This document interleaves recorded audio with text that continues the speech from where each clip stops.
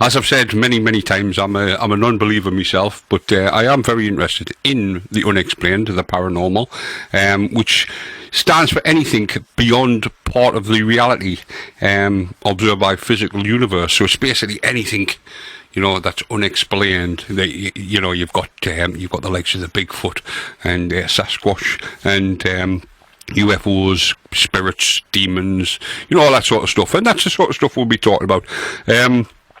I've got Dave, who's doing all the production stuff in the background, so he's to blame for everything that goes technically wrong. Thanks very much. That's great, Paddy. Thank you.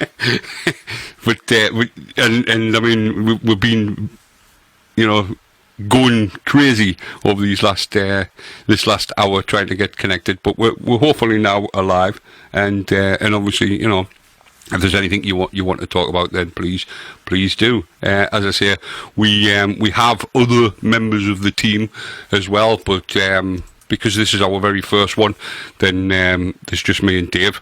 But we do have Aaron, who will in the future be the person taking the phone calls. I've got to do it myself, but that's just because his partner has recently given birth to a baby boy, so he's obviously excused, shall we say. As I mentioned, we've got Dave, who basically takes control of the sound levels. So if you can hear me, well, you can't see me obviously because it's radio. But if you can hear me, then Dave's doing his job right. If you can't hear me, then I'm talking to myself. So it doesn't really matter what Dave's doing, does it? Then we have Christine, who will be joining us later on. Further down the road for the paranormal experience. She's our paranormal investigator. She's the person who'll be telling us all about where to find paranormal stuff and what have you, because we are going to go out there and we're going to do some live broadcasts from places that have had a paranormal experience. But don't forget, the whole point of tonight is to listen to you. It's all about you, as I'm on radio is in total, but it's all about you. So anything you want to talk to me about, then please get in touch. The phone number is 01207 795 005. That's 01207 795 005. Or alternatively, you can text the paranormal experience on 60777, but you must start your message with 89MX4. So that's 60777, but you must start your message with 89MX4, and anything that you want, just let us know. But anyway, let's kick off the paranormal experience, and let's talk about some of the stuff that you could possibly ring me about. Obviously, as I've said, the paranormal is all about different things. So in amongst that, you've got things like spiritualism, ghost hunting, cryptozoology, which is the people who are looking for the likes of Bigfoot and the likes. Excuse me, and then obviously you've got the other sort of things like ufology, spacecraft, aliens, anything like that, and also included in that you've got clairvoyancy, demonic possessions. I'm sure we've all heard the story of The Exorcist, but do you know that the Exorcist is actually based on what is believed to be true events? There's actually a young guy. I know the film. It tends to be it is not tend to be. It's a young girl, but the actual story was a young 15-year-old guy who was apparently possessed by a demon, and the family was so concerned they called in the priests, etc., who is carried out some sort of exorcism on him, and as I say, it became a film. So let's have a bit of a chat about some of the conspiracy theories that's out there, and there's some weird and wonderful ones. So what should we start with? Let's start with probably the most famous conspiracy theory that there is, the moon landings. And everybody we're 50 years on, and to this day, people are still saying that the moon landings didn't happen. Did they happen? Didn't they happen? Well, why wouldn't they happen? That's the question. But some of the myths that surround Armstrong himself, he also do a lot of the rounds as well. One of the myths is that Armstrong was picked for the Apollo 11 because he was a civilian, and the White House wanted the first man on the moon to be a civilian. Well, that's untrue. He was a military pilot. He was a test pilot, and so he'd had plenty of missions. Testing aircraft, etc. So that obviously was debunked straight away. Probably one of the most famous ones is that Armstrong pulled rank when it came to actually getting out and being the first man on the moon. And once again, even Buzz Aldrin has debunked that one, because what actually happened was the way the commander, as in Neil Armstrong, was sitting, then the hinges on the door, there's no way that Buzz Aldrin could have been the first man out, because he would have to have clambered onto the top of Neil Armstrong to then actually get out. So it's to do with the door. If the door had actually swung the other way, then it would have been Buzz Aldrin who actually stepped out on the moon first. But no, as it happens, it was obviously Neil Armstrong, because what they had to do was Neil had to get out, do his bit, one small step for man, one giant leap for mankind, and this, that, and the other. And then Buzz had to get into his seat to then get into the to then come down the ladder. They reckoned that it was leap for mankind because it was a 3-foot jump, but again, something that they've proven was obviously wrong. And they reckon he muffed his lines, because the line was supposed to say one small step for a man, one giant leap for mankind, but he actually said one small step for man. But Neil, many years later, said that he did actually say it. It's just the recording didn't pick it up. Now, I've tried listening to the recording umpteen times. I can't hear it, but I could be wrong. But yeah, he did actually say one small step for man. That's what I heard. He reckons he didn't. But, so it means that line, although it sounds like a great line to say when somebody steps off and you thought, that it would be great to come up with that, on spec. Apparently it was planned that he was going to say it.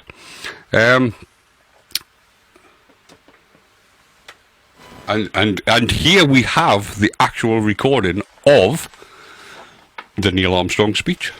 Right, hold on, Paddy. Apparently we're not. No, we do. We have it coming up. It's just I've caught Dave off guard a little bit. That's what the problem is.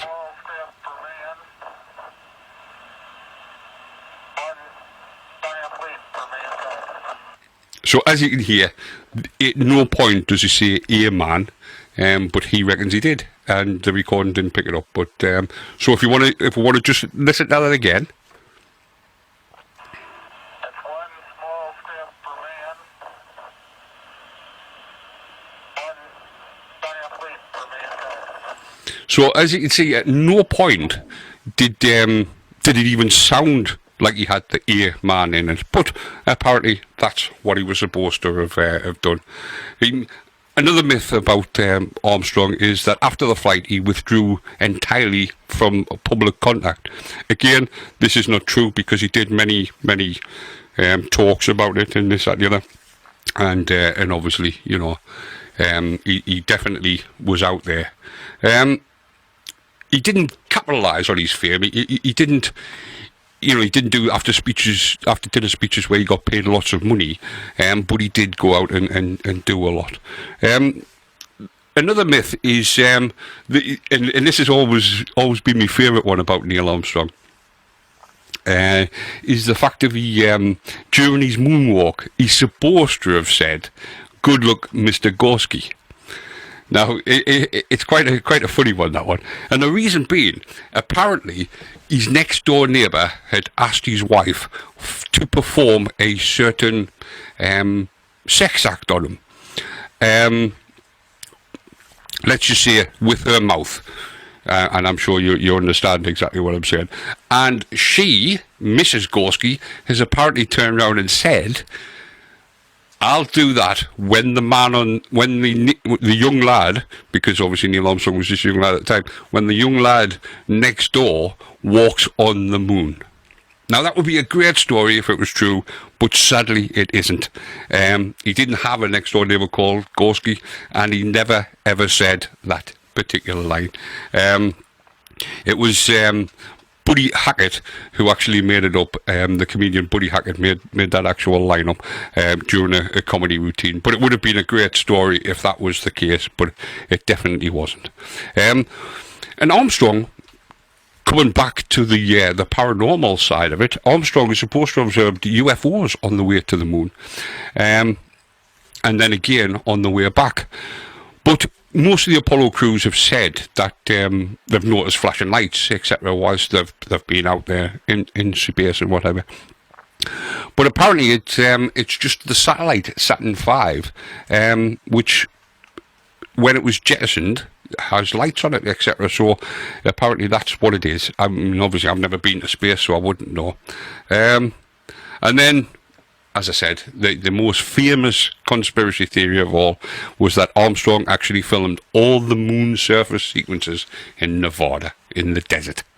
Yeah, that would have been great. But if you look back at the technology that they had, I mean, just the technology to launch the spacecraft itself. Did you know that your mobile phone is 32,000, not a couple of hundred or whatever, but 32,000 times more powerful than the computer that they used in Apollo 11? So if you imagine them trying to recreate the moon landings, obviously that would be quite difficult with the technology they had at the time. But yeah, there's still 50 years later, there's still people saying, because it's something to do with the lighting. Also the flag is apparently, there's no atmosphere on the moon, so how can the flag be flying? And that one's been debunked, because what they said was they put metal rods in the flag, because if you stick a flag in where there's no atmosphere and it's a flag hanging, it would just be like straight up and down, wouldn't it? And how boring would that be? Whereas, being the US and, all this, cheering on American and what have you, they wanted the flag to be flying. So they knew that if they didn't put wire in it, it would just hang loose like a limp flag. So that's the reason why. And also when they've slammed it into the moon's surface, because the other one is that it actually waves around, the metal pole that it's attached to obviously causes vibration, and the vibration causes vibration in the wires which is inside the flag, and therefore the flag looks like it's actually flying in the wind. So all them have been debunked. And the last myth about Neil Armstrong is, as an astronaut facing an enormous physical challenge, Armstrong worked out tirelessly in the gymnasium to strengthen his body. And yeah, he did live on a healthy regime, but he rarely exercised. I mean, he obviously exercised a lot more than I did, because, but even without exercise, he would have still been fine as long as he ate the correct amount of food. And that's exactly what he did. So there we go. That's all this stuff about Neil Armstrong. And it just goes to show, there's people out there who literally believe anything. And the problem with conspiracy theories is that people believe them. With a conspiracy theory, if you come up with enough information which sounds real, then people believe that it is real. And that's exactly why these conspiracy theories take off. Now, I'm going to have a slight break at the moment, because my mouth's getting all dry and I'm going to end up coughing and what have you. But so what I'm going to do is I'm going to put on a story from a lady by the name of Linda, just to, tell you a little bit about the Schooner Hotel in Allenmouth. So this is Linda and the Schooner Hotel. The Schooner Hotel.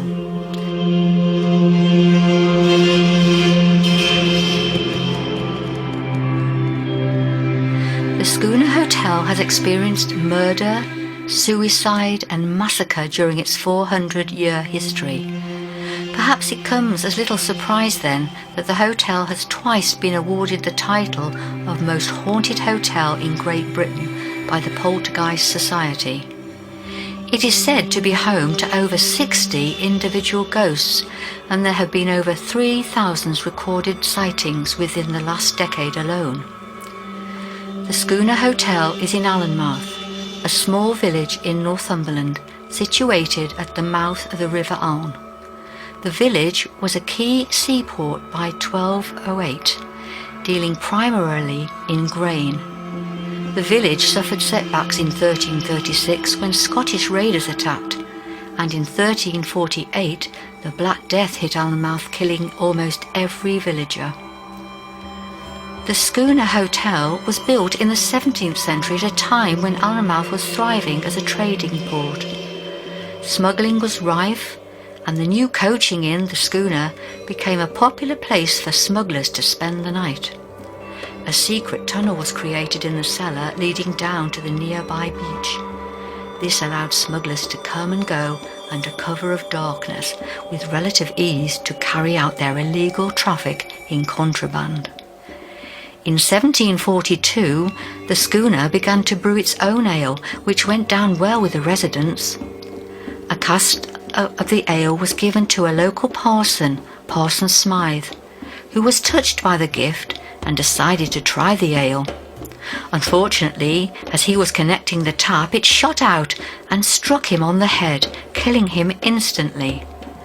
The tap was returned to the Schooner, and locals believed that if the tap was ever used again, the parson's blood would flow from it. And legend has it that the De Vere family, a married couple with 2 children, came over from France and booked into the inn. They were shown to their room, the room that is now room 28. Little did they know that it would be the last few moments of their lives. A gypsy sneaked up behind them and hit them all on the back of the head with a heavy object, then dragged them into the room and murdered all 4 of them by cutting their throats. After taking their valuables, the bodies were removed from the hotel through the smugglers' tunnel. Their corpses were then taken out to sea on a small boat and thrown overboard. The wing where this cold-blooded massacre took place is the most haunted area of the Schooner Hotel. In rooms 28, 29 and 30, dark shadows have regularly been seen. Visitors have reported feeling sick or dizzy when in these rooms, but as soon as they leave they inexplicably feel fine. The spirits of a young boy and a girl have also been seen and heard, playing in room 28 during the night. Whispering and screams have been heard in this room, often by staff members who have been in the corridor outside when the room is known to have been empty. The corridor outside these rooms has the original flooring from when the hotel was built 400 years ago. It has creaky floorboards, which has resulted in a lot of people hearing footsteps walking along the corridor. This is often reported by terrified visitors who are standing still and alone in the corridor at the time. Guests staying in room 30 have complained of a drastic drop in temperature, and when they have tried to leave the room, they found it locked and have been unable to unlock it. Then, to their absolute horror, they have seen a dark, shadowy figure in the room with them. It is said that a man committed suicide in room 30. It is possible that this is the phantom that haunts it to this day. On Christmas Eve 1806, there was a tremendous storm which caused the River Alne to break its banks. This caused the river to change course, making the harbour less accessible and leading, ultimately, to the decline of Allenmouth's trade by sea. On that stormy night, a woman waited patiently for the return of her husband, a fisherman. She sat by the fireside in the schooner's bar, with her 6-year-old daughter asleep on her lap. A local man burst through the door with terrible news. The woman's husband had been killed as his boat had been caught in the storm and he had drowned. The woman fainted due to shock and hit her head on the hearth. As her mother fell, the sleeping child was thrown into the open fire. She immediately awoke and began screaming as the flames consumed her. Others in the bar managed to pull her out of the fire. However, she was very badly burnt, her face charred and black, and she died within moments. The spirit of the young girl, known as Lizzie, haunts the Chase Bar. She's a playful ghost and is said to dance around the tables before heading towards the fireplace and vanishing into it. The corridor outside rooms 15 to 19 is home to the ghost of another child. Little is known about the small boy, but it is believed that he rides up and down the corridor at night on a small tricycle. Scratches have been found on the doors in the corridor with no explanation for their appearance. It is said these scrapes have been caused by the young boy's tricycle bumping into the doors. There are other spirits that don't appear to be confined to one room or any one area of the hotel. People have awoken during the night to see a man dressed in military uniform staring directly at them.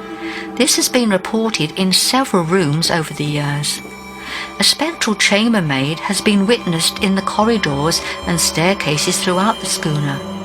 She has been seen most often on the stairs leading to rooms 31 and 32. There have also been countless reports of a white mist seen moving swiftly through the corridors, as well as lights switching themselves on and off in empty rooms. Room 4 is another room to have experienced murder. A mystery killer choked a man to death while he slept. Visitors to the room have heard noises in the night sounding like someone gasping for air. Others have actually had the experience of feeling hands tight around their throat, trying to strangle them. A night at the Schooner Hotel is certainly not for the faint of heart. I hope you enjoyed this story. It was taken from the book written by Rob Kirkup, Ghostly Northumberland, and is available at all good bookshops. It was first published in 2008 by the History Press. So that was Linda with the story of the Schooner Hotel. Now, what makes it more interesting is Linda and Dave actually lived in the Schooner Hotel, and Dave actually slept in room 28. So as you heard on the story there, it's quite a haunted room, apparently the most haunted room in the hotel. So Dave, tell us about your experience of living in the Schooner Hotel. Well, we moved in there when I was about 15. My dad got the job as a manager up there, and we moved in, and I've got to be honest with you, I never really felt right.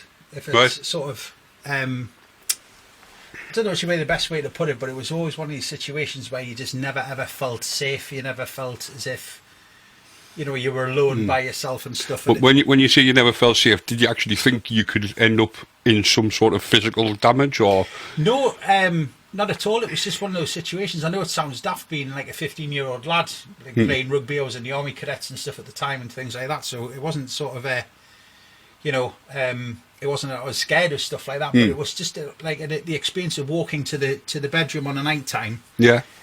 When you were in the room, sort of you could see out the corner of your eye sort of dark shadows moving around and things like that. So I spent most of me the year and a half that I lived there with my head literally underneath the covers when I was in the room by myself. Yeah, because we all think that, don't we? If somebody's going to break into your house, hide under the covers because that's the safest place. Yeah, yeah, exactly. That duvet is so thick that it can stop anything from coming through.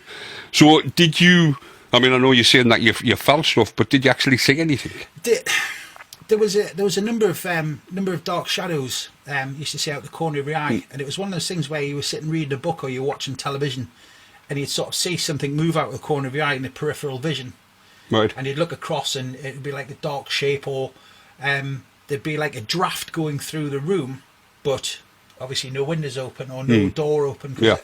With us living in the hotel, with us being outside of my parents' flat, you had to actually physically, you had a key to lock the door. Right. So you had to, lock yourself in, because on the odd occasion, funny enough, you would have the odd person coming up to have a look, see if there was anything Right. there. And Yeah. over the other side of the building, there was the staff quarters, and regularly the staff had stuff pinched Right. because people would. Oh, because it wasn't- is that like sort of general public, Yeah. just like, they know that the hotel is reputedly haunted, so therefore they want to have a bit look, which is great. I mean, if my house was reputedly haunted and people wanted to come into my bedroom, I wouldn't be too impressed. I think most of the time it was actually just sort of members of the public. Right. Somebody sort of. We used to have. There was a couple of people that lived. There was I don't know whether I should say this, but there's there's a person who actually lived. Just don't name any names. I'm not going to name any names, but there was somebody who used to live in the village who was notorious, for sort of letting himself in places and things like that. Right. I used to. There was a young lady who used to work there, and I used to borrow. She had the old style 80s boom boxes, and I used to borrow it. And I used to go down the beach with my friends, as you do when you're kids and stuff. And I returned it one night, and she came and knocked on my door and said, "Have you seen me boombox sort of thing?" And I was like, it was the old 3D superwoofer type thing. Yeah, all right. And it had gone completely. And You hadn't just sold it, had you? no, God, no. I hadn't, but it had gone. There was other things going on. But I mean, going back to the sort of paranormal thing, I think probably one of the most amazing things that actually happened was, there's two things that spring to mind when we're on there. There was a guy who stayed over at the hotel quite a few times, and he was an ex-RAF. I believe he was based, I don't know whether it was Duxford, but it was around that area. Yeah. And he used to come up for his holidays, and he used to stay up at Almouth. And he said that he was introduced to the place because Douglas Bader, obviously the famous. Oh yeah, the RAF pilot, the RAF pilot who lost his legs. Yeah. And What, in the schooner? No. Well, apparently he got legless a few times. Oh yes, very very good, No, dear, but, very droll. Yeah, sorry, it's that time of night. But no, he supposedly it was one of his favourite places to go on holiday. I don't know how true this is. But What, the Allenmouth or Allenmouth, the yes, schooner he used to hotel always, right? Yeah, he used to always stay in the schooner. Now apparently, Is this Douglas Bader or the guy that you're talking Douglas about? Bader, Right. Douglas Bader. So, and apparently the way the story goes is he is supposed to haunt room 4. Who Douglas Bader is? Yes, supposedly. Now people have said that they've seen somebody. There's several ghosts. Now, Obviously in the hotel. as you know, Dave, the way my mind works, the amount of jokes that are flying through my head at this Yes. precise moment about short spirits and Yes, yeah. Well, let's keep it there. I know you too well. But if you think about it, when sort of staying in the hotel, there was always something going on. There was always something happening. There was always sort of, and I mean, I can remember being in there, and there was literally no residents in, especially sort of around Christmas time, early January and stuff. The place was literally, pardon the pun, like a graveyard, because we didn't have anybody staying in. Yeah. And it was always a quiet month, January, and you used to witness things all the time. The other thing that was absolutely fantastic about it is we actually found the tunnel. The tunnel that your ma mentions on Yes, the yeah. By the way, that's the reason why they were living in the hotel together, because Linda is Dave's mother, and obviously his mother and father were the landlords of the hotel at the time. Yeah. So hello, Mum. Always want to do that. So we found the tunnel, and the tunnel literally goes right the way down underneath the street. Now, if you, I don't know whether it's probably, I suppose, if you're not going to be able to get to Allenmouth, if you Google Earth it, Right. and if you look at the front of the hotel, you'll actually see there's a side street opposite which goes straight down towards a golf course. All right. And Yeah. at the Yeah. bottom of that hill, you'll see that there's an old World War II defence. It's like a, the concrete. Well, like the defence coastal batteries, bunkers, sort of. But yeah. And it's converted into a toilet, so you can have, Right. obviously that's right Nice. to the. That's showing a lot of respect to our guys, isn't it? Yeah. Well, it's handy convenience, if you pardon the pun. Hey. So, but it actually goes right down the tunnel goes down, and it's literally underneath that. Now, when they actually Right. built that, they actually took the stuff out, Yeah. and I think probably the most scariest thing that ever happened to me down there is I went into the walk-in fridge. Now, if you can imagine, the building's on sort of like 2 levels. So you go in through the front of the building, and then you go down this long corridor. Then there's quite a steep staircase at the back, Right. which takes you down into lower one. So if you go into the car park around the back, you'll see it's on a different level. All right, right, yeah. And he went down there, and there's some storage rooms down the bottom, and there was this massive walk-in fridge at the end. And I always remember I'd gone down this one night, and I'd done my cheese sandwich, as you do. Yeah, I'd yeah, take yeah, the cheese yeah. back down, Yeah. what was left of it. Didn't you know you're not meant to eat cheese before you go to bed? This is true. This is true, but it was sort of snack time. And what actually happened is I got in, and I went to my dad had said to us, "Will you please check that the back door's locked?" Right. And it was my mum was away on with my brother and sister at the time, so it was just me and my dad in the hotel. Yeah. And I went, and there's like a double door at the back, or there was at the time. Right. And I went to the back door, closed it, locked it, Yeah. made sure it was locked, put the bolts over. Oh, yeah, yeah, yeah. In the door, click, click, click. And as I turned round, I looked, and exactly where the door was, Right. I am utterly convinced that I saw a guy who looked like a King Charles style, with with the Right, with the hair wigs and and the tri-corner hat and everything. right, And right, he just kind of walked through the door at the fridge and kind of Right. looked at us, and I kind of clocked contact Right. with him. What are you doing with that cheese? I've got to be honest, the cheese sandwich ended up being left because I think, I've never run so fast in my life, to be honest with you. Yeah. I was out the door like a thunderbolt. Yeah. And I went screaming up to the reception where my dad was sat behind the counter in reception, out of breath, and I couldn't physically speak. I was that scared. And I legged it. And it was probably, I think that's probably the most scary paranormal experience I've ever Right. had. Was that your first sighting of something, which you could like sort of? I mean, I know you've said you saw dark shadows and things like that, but what was that your first clear sighting? And is that why you were so scared, or was it the whole concept of it was the middle of the night, you weren't expecting anybody there, you saw this thing, and obviously it spooked you? It's a really good question, to be honest, Paddy. And the thing is that there was the first time I'd seen something and I've been scared.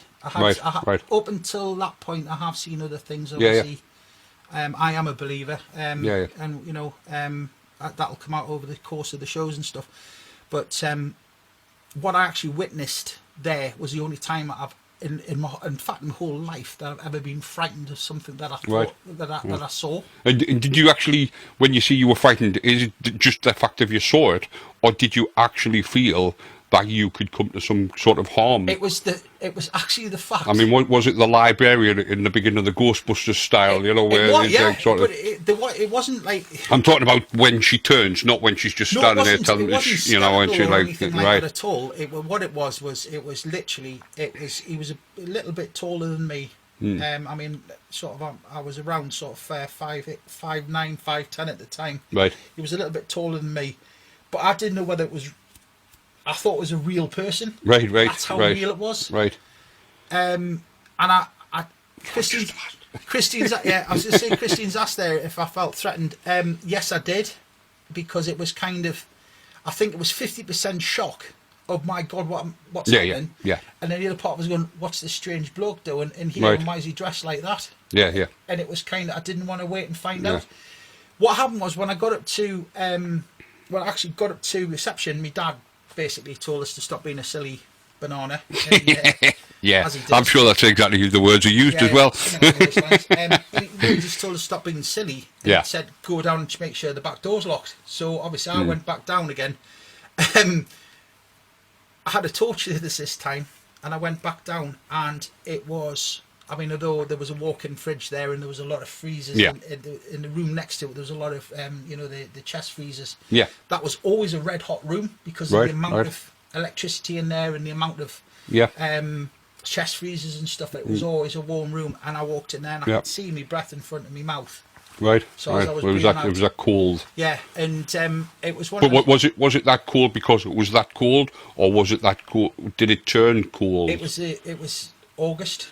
Right. So So it ambient should have been. temperature should have been- I was going to say it should have been actually quite warm, Yeah. with it being summertime. It Yeah, had been a red hot day. I remember that. I remember that. And it Yeah. had been a red hot day and stuff like that. And obviously, Yeah. it just got dark. But I think, for me, it was one of those situations where that I've seen plenty more since. yeah. But on that's kind of the one time that I got myself. I was very worried about it, to be fair. Right. Same as when I was in like going up to the bedroom and stuff. The corridor, I didn't particularly like the corridor very much. Right, It was yeah, outside the room. you've told me this before Yeah. about the corridor and the distance that you had to walk to your room, etc. Yeah. I mean, I've never actually been to the Schooner Hotel, so I can't. Well, You know, I mean, I know you have told me, and there's absolutely no reason to, dispute you because you lived there. But I couldn't visualise it because I've never been. Yeah. If you see, the thing is obviously the flats were like sort of separate. So my mum and dad's flat Yeah, and my sister and my brother were in there because obviously they were quite young at the time. yeah. My sister got a little bit older and she ended up with a bedroom next to on the corridor that I was in. the one that wasn't haunted. Yeah, probably. But See, that's women's lib and all that equality. Yeah. should Yes, swap rooms. stick the boy in the haunted room, and the girl can have the one that isn't haunted. Yeah, well, yeah. to be fair, we didn't like I say. I wasn't aware of that situation. Nobody had said anything. I mean, there was a couple of my friends that sort of lived in the village and stuff. And there was my best friend John used to live next door to us. Yeah. And he used to hop over the wall to go and see him. Right. He's Were you meant to hop over the wall, or was it his just like? dad didn't mind. It was Ah, quite right. funny though when he jumped over the other side and he nearly landed on somebody's car who'd come and park for the night. Right. But no, he used to, and sort of John's dad, a wonderful gentleman by the name of Proster. I'll Right. never forget him. Right. Lovely chap. And Crosty used to tell us little tales and stuff, but he was Right, always that type right. of bloke where you thought he was pulling your legs. Yeah. Kind of Well, didn't take it you do when you talk to the older generation. I mean, here I am, 52-year-old, talking about the older generation. But Not yeah, that when far behind you. when you talk about the older generation, you do. There is times when they're telling you something, and you're proper listening to them, and you're really engrossed in what they're saying, and then they'll say something which is completely ridiculous and couldn't possibly happen, and then you realise that they've just been pulling your leg the Yeah. whole time. But it seems to be, I mean, have we lost that? Have we lost that sort of talking to people and, getting them to like sort of, believe what we're saying, but to turn out, I mean, I know on the internet and what have you, they have lots of pranks, but you can see the pranks coming, whereas you could never do that with an older generation. You could tell you a story, and you would absolutely believe it, and then they hit you with the punchline, and you realise that they've just wound you up for the last 20 minutes. I've got to be honest with you. Being the manager's son in a hotel, and Yeah. manager's son in the pubs and stuff, I've probably heard every wind up possible because obviously the staff used to do it for sport. Yeah. So I'd kind of seen quite a few of them, and like I say, I could probably draw back on quite a few memories where I could say, oh well, this happened at this point. Yeah. But the thing is obviously with when Crosser spoke to us, I didn't know whether he was actually saying warning us, or giving us the heads up. Yeah. Or whatever it was. Do you know what I mean? Now, Yeah. I always remember. I think probably one of the funniest things that happened when because obviously the schooner was on Most Haunted. Right. And- I mean, I've seen some of the Most Haunted. As I've already said, and as David said, we are of poles apart in the fact that I'm an unbeliever, Dave's a believer, but we're both friends. And at no point have we argued about our beliefs. And the reason we don't argue about it is because we both respect each other's belief. I respect that Dave's a believer. He respects that I'm an unbeliever. He doesn't try to convince me otherwise. I don't try to convince him, as you've heard in the conversation. I don't try and convince that what he saw isn't what he said he saw. And I think that's what it's all about. It's all about respecting people's beliefs. If you don't believe in it, then fair enough, you don't believe in it. It doesn't mean that it's wrong. Let's take, for instance, the biggest belief in the world, religion. Now, I'm not going to get into a whole religious debate, otherwise we'd be here, till this time next year. But, somebody or something happened many, many years ago, and a book was wrote about it, or 4 books were wrote about it, to be precise. And them 4 books, to pardon the pun, have become gospel. And people now live by them books. So what's to say what Dave saw isn't real, and what's to say that it is real? Exactly the same as religion. What's to say religion is real, and what's to say it isn't real? It's all about personal beliefs. And if you believe, then you believe. As I don't, but I do like listen. I mean, I'm sitting here and I'm listening to Dave talking, and I'm really interested in what he's got to say. And I know me and Dave have spoke many times in the past about different things, but I've never asked him about the school hotel. I mean, I know he has mentioned about where his bedroom was and what have you. But other than that, he's never really told me. I didn't know about this guy just dressed in the Charles paraphernalia and what have you.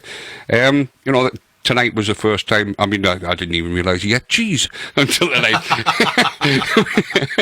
But you know, because I always thought that he didn't eat cheese, because when he gets a pizza, he doesn't have cheese on it. No, it's the tomato you don't have on it. Yeah, so you're getting confused. But yeah, so you know, but I knew there was something he didn't have on pizza.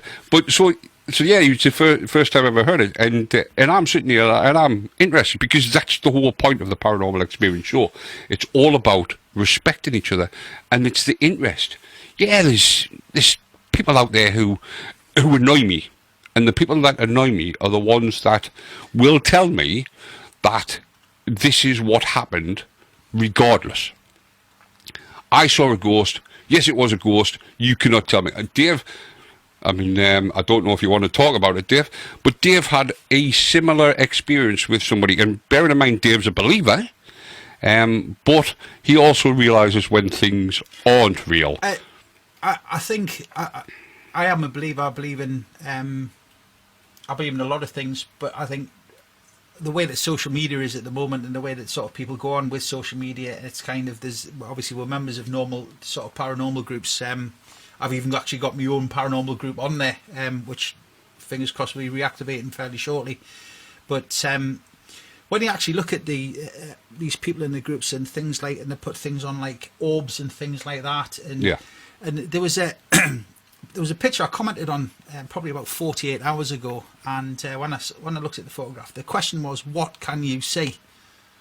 Yeah, people were saying things. It was on one of the American ones, and I'm not going to say nothing. Yeah, well, you know, as Christine says in the chat room now, we've got to respect each other, and I'll give you the thumbs up. Definitely. But I think, and there was a lot of comments, and it's like, this is like a demon, and this is this, and this is that, and this is something or other, and etc. And you read into the comments, and all I saw was a black cat with the eyes caught by the light of the camera. Obviously, the reason why we have cat's eyes on the road, because they're very reflective. Well, funny enough, yes, it was this sort of like a couple of yellow eyes, and it was like, looks as though they dropped the camera on the floor with the lens facing up, and it looked as though the camera jumped over the top of it. Yeah, and I commented, "Cat." Well, you received a rather pleasant private message, didn't you? Yes, but I mean, I've got to be honest with you. For me, it was, I mean, I have done quite a bit of photography in the past as well, and it was, you know, it was to me, it was just kind of like, yep, there's a blurred cat running across the top of it. Christine's commented, she's saying that she couldn't even see that, if that was the one that I think if I commented, you might have seen that, Christine, because obviously we're friends on Facebook, but and it's these people when they put these pictures on, and they're like, this is, I can see this. This is me, such and such, auntie, uncle, whatever. Definitely. You know, and it's kind of like, you've got to take it for what it is. It could be chromatic abrasion, could be lens flare. Absolutely. One of a million things and stuff. Yeah. And, you know, it brings us nicely into the sort of the UFO thing.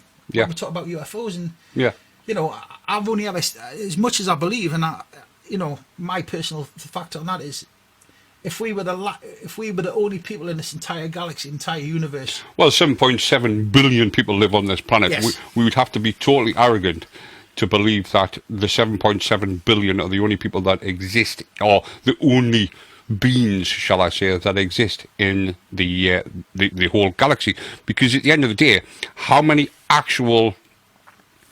people, or how many, living organisms are there on this planet? There may be 7.7 billion people, but how many other things is there? Spiders, flies, worms, birds. How many different species of birds is there?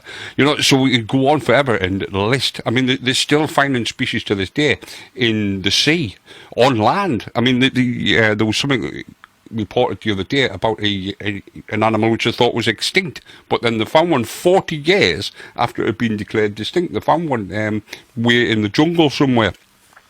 So just on this planet alone, there's vast amount. As I say, there's 7.7 billion people, and as we know, various races. So a person isn't just, this is a person. Show a picture of a person, this is a person. Well, it isn't, because there is variance on that particular sort of variety of people, and the same with insects, flies, birds, and fish, etc. They're all out there. So for us to turn around and say that in a galaxy which on one planet alone has so much of vast life, to turn around and say that we are the only living, or the only planet that has life forms on it, would be, typical of the human race. Very arrogant. Now, I don't believe we've been visited.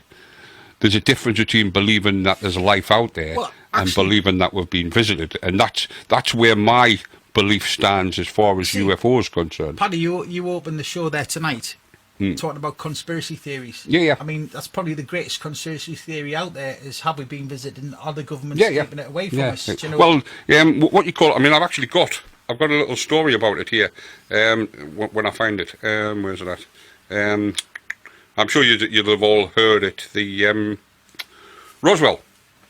Yes. You'll have all heard the Roswell story of of how there was an alien spacecraft crashed in Roswell, and obviously everybody, everybody went crazy about it because of the fact of, I will find it. It is definitely here. I know, because I just read it.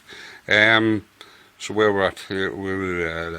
Just going to say, Paddy, while you're just searching out for that one, guys, we've got the Amber on Radio chat room going on in the background there, and obviously you've heard us refer to it. We've got Christine in there at the moment. Sitting all by herself. Yeah, it was me and Christine in there, bless her, and she's doing a sterling job, bless her. But if you get yourself across to our website, which is Amber on Radio, that's AMBRONRADIO.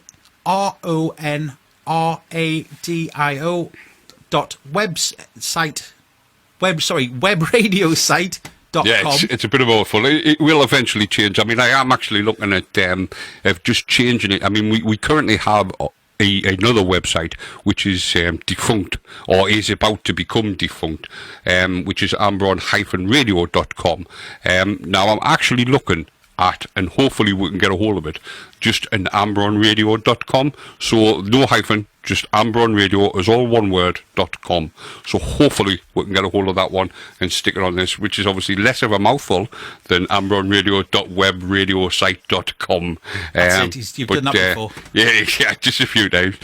But if you get yourself across there, guys, and register, there's a little register thing where it'll ask you to just put in your email address and stuff like that. Christine says that would be a lot easier. We'll be able to actually see you, and if you want to comment on anything we're talking about, if you if you want to text the show, if you the text number is 60777, and if you start your message with 89MX4, so that's 60777, and you start your message with 89MX4, we'll keep an eye out for those messages as well. And obviously we want to. Supposedly there's quite a few of you listening out there, as we can see on the stats and stuff. So if you are listening, please get in contact with us, because at the moment we're kind of we're just rabbling away to ourselves at the moment here. That's what it feels like. Apart from Christine, of course, because she's out there, bless her. But there is over 1,000 of you actually listening at this precise moment in time. So let's yeah. Christian's saying, "Come on, guys! Apart from these two, I am on my own." You know, so you know, and obviously, listening to paranormal stories, is that really you want to be on your own? But anyway, you know, let's You'll be all right, Christine. Trust me, you'll be fine. let's join Christine in the chat room. I mean, I'm not in the chat room. Dave's doing all that. He's doing all the typing and all that. I'm what's called the voice of the paranormal experience. Dave is obviously the technical I'm just wizard filling in. and whatever. And obviously, rather than me talking to myself, even though I do like talking to myself and I do love the sound of my own voice. Yeah, I often record myself and play it on my iPod. No, I don't. What are you doing? But, yeah. So you know, if you want to call us as well, don't forget. I mean, I know Dave's just read out the text number, which is 60777, and then start your message with 89MX4. Don't forget you can actually call us on 01207 795 005. Now, if you don't live in the UK, because as you probably realised, especially from our accents, we're from the north of the UK. If you are not in the UK, then just replace the first 0 with 44. So it would be 44 1207 795 005, and obviously we'll get you. If you don't want to be on air, that's probably what the chat room's best for. Because if you come into the chat room, you can tell us. We'll then read it out. If you don't want your name mentioned, we'll not mention your name. You know, because that's the way we are. As I said, it's all about respect. So if you don't want us to mention who you are, you don't want to speak on the phone, but you still want to tell us a story, then come in the chat room and let us know. You can even private message Dave. As I say, he's the one in the chat room at the moment. And Dave Vader. All you do is click on the Dave Vader, and it'll give you the option to private message, and then you tell us the story, and Dave will obviously tell me what it is, or I can actually see the computer, so he doesn't need to tell me. It's not like we're sitting like a million miles away from each other. But anyway, getting back to what I was saying about Roswell. Apparently, this is the story. A ranch in Roswell in New Mexico. There was an alien spacecraft crashed in 1947. So the legend claims that a disc or some sort of spacecraft was found on a ranch, and that the government were covering it up, because the government cover everything up, don't they? I mean, yeah, we do know that there's a lot of cover-ups happening in the government, but really. So while rumours of the aliens circulated, some people speculated that the crash was just a plain old weather balloon, and later on the government actually decided to come clean and say that's exactly what they were. Although they were weather balloons, they weren't being used for weather. And this is the reason why conspiracy theories happen, because the government denied all knowledge of it. The reason the government denied all knowledge of it, because they were spying on the Soviet Union using these weather balloons.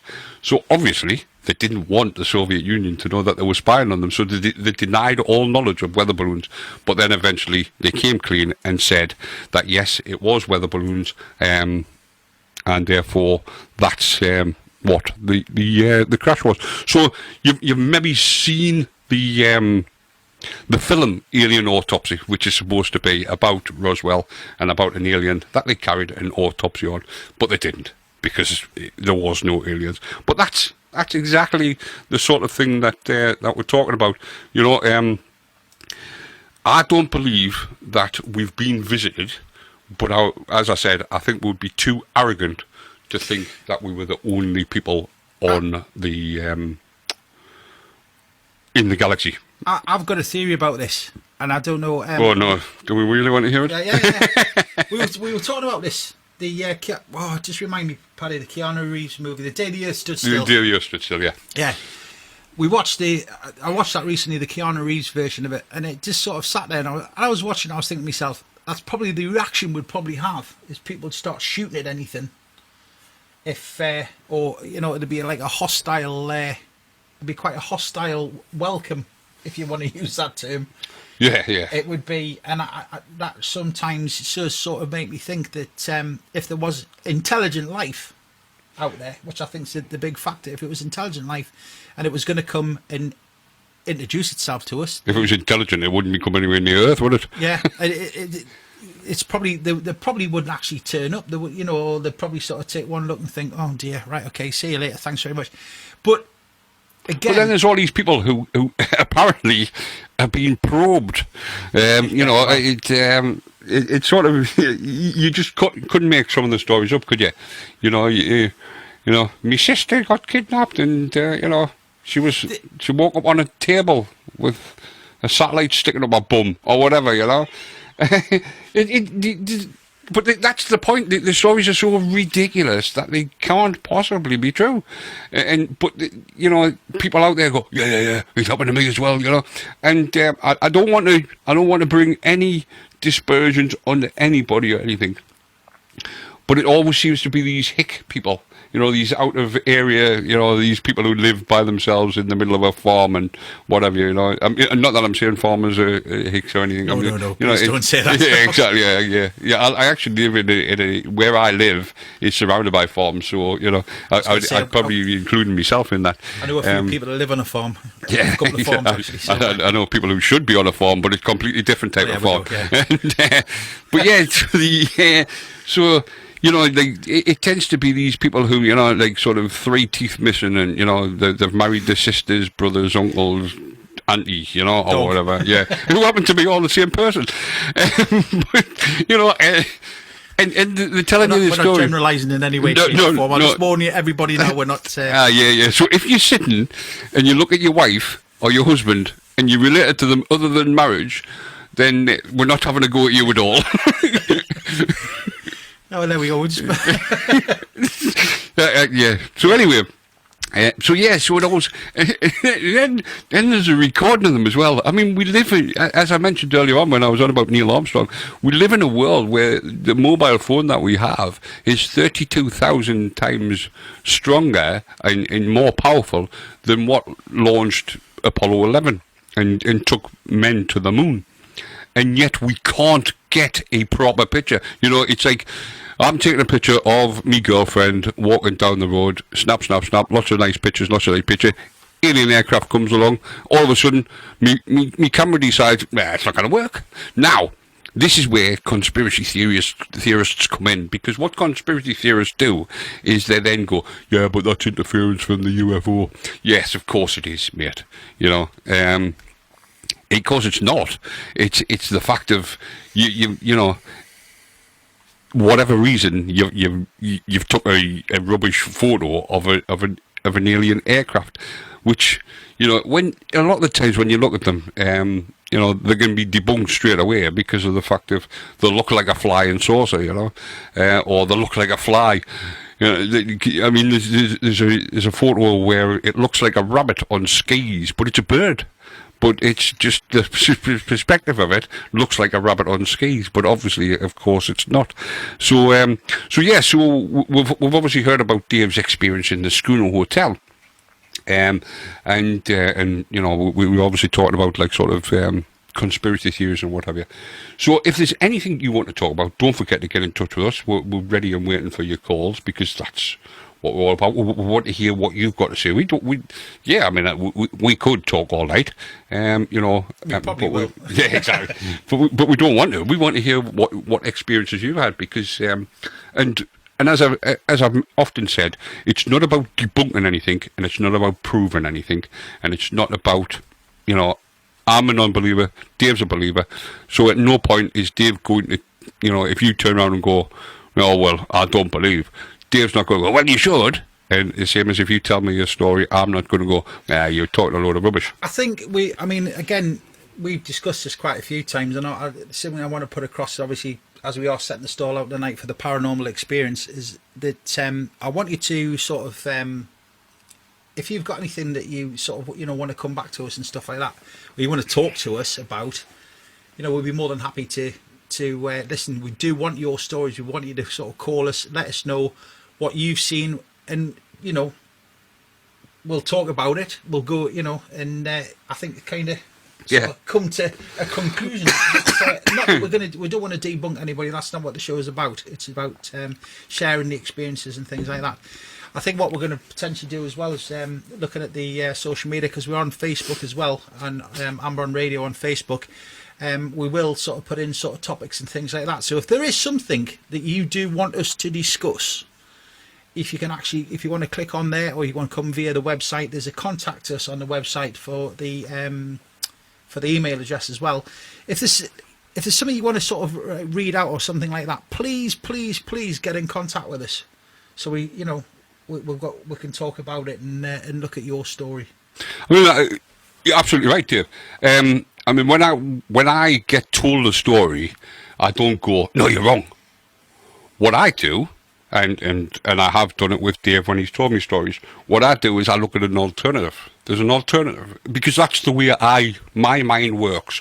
My mind doesn't go straight to the paranormal. My mind goes to what it could be. And at no point am I saying it is, but that's where my mind goes. I think for me as well, I'm sort of quite scientific in how I actually look at it. So I'm not sort of oh yeah, that's going to be something paranormal. So I tend to question stuff and say, yeah, try and find a plausible explanation. And then if there's no plausible explanation, then again, it is what it is. I think for me. Yeah, absolutely. And I think that's the way it should be, because a lot of times there is things which can be explained away,